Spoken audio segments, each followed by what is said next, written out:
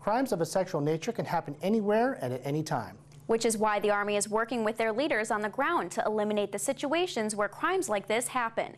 We sat down to talk with a former commander to find out how the commanders on the company level are fighting back.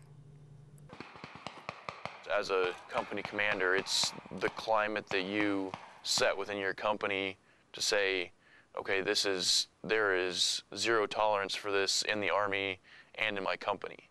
That's absolutely on the commander at that point. As the lowest level there, it's on him to emphasize that as his command climate.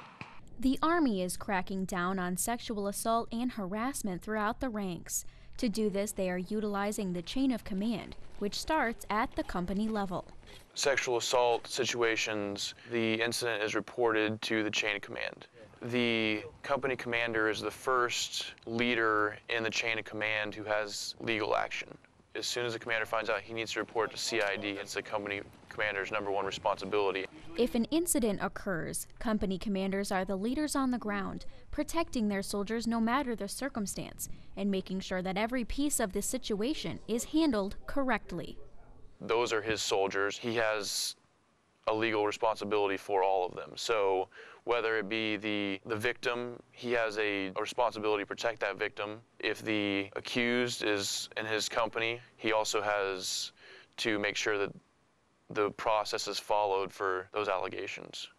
After the incident is reported to CID, the victim may be able to choose a course of action. But no matter what the circumstances are, the Sexual Harassment, Assault, and Rape Prevention Office is there 24 hours a day to help the victim.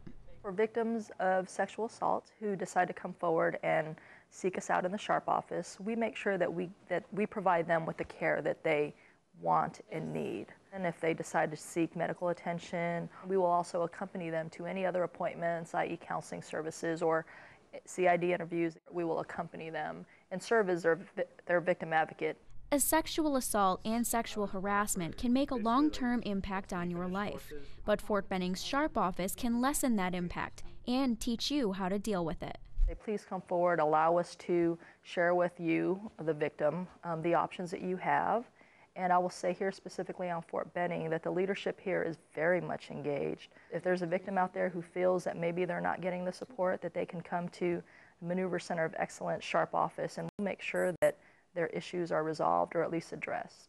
Between the company commander and the SHARP office, there are people on Fort Benning that not only can help you, it's their #1 priority. But no help will come unless the incident is first reported.